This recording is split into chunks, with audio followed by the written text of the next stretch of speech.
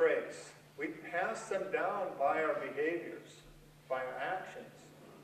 And it's not the behaviors, it's not necessarily the character traits we intend to pass down, right? It's just who we have become, who we are. That's what we pass down. And then our children will adopt them sometimes if they want to kind of emulate us, but sometimes they just react to it, right? Develop other character traits based on these reactions. Now, there was a tradition in the ancient Greek world of thinking about the 4 cardinal virtues. And these were called cardinal virtues. The Latin word cardinal comes from cardes, or hinge. You can think of them as the pivotal virtues.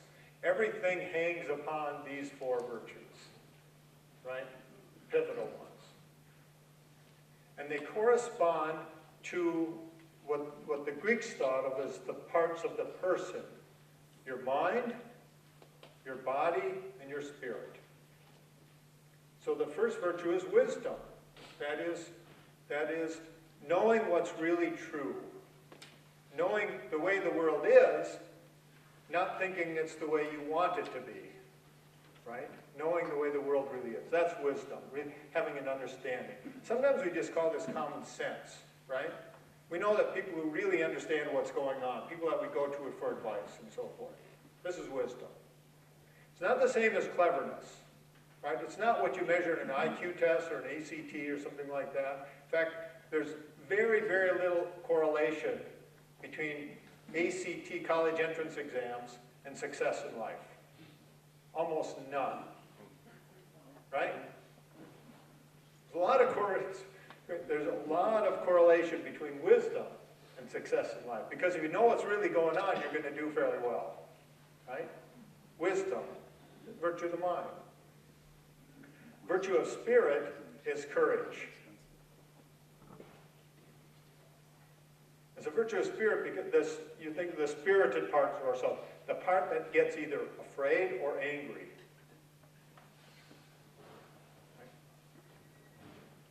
And the virtues, by the way, don't have one opposite. They have 2. They have an excess and a deficiency.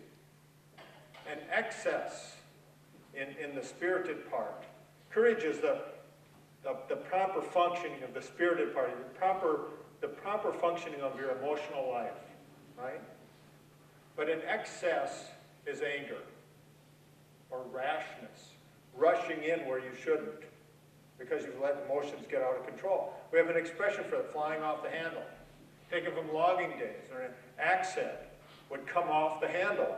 Or when you're chopping wood, what happens when the accent comes off? Nothing good. And is there any control? Sometimes people get hurt, sometimes they don't. It all depends who happens to be in the way. And anger functions like that. Once you get angry, you're not really using good judgment anymore. So once you get angry, wisdom, the virtue of the mind, disappears. And the spirited part takes over and wants to rule. Right? That was my grandpa. When he would get angry, just forget everything else. He saw the object of his anger. That was it. So the spirited part rules. The virtue of the body is temperance. And this is proper control of your desires. Now, when's the last time you used the word temperance in a discussion? No? Yesterday.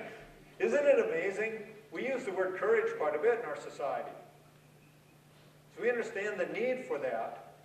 We've lost the word temperance. And it's interesting, when you lose a word in a society, you lose the concept as well. Right? We do not have a habit of talking about what is the proper way to desire things. We talk a lot about dieting, right? But we don't talk about, say, what is the proper way to enjoy food? We talk about eating too much or trying not to eat at all. Right? Temperance is all about not enjoying things too much or too little, but taking the right kind of appreciation in our bodies, in our physical existence. And I think it's very interesting that this is a concept that we completely have kind of forgotten as a virtue.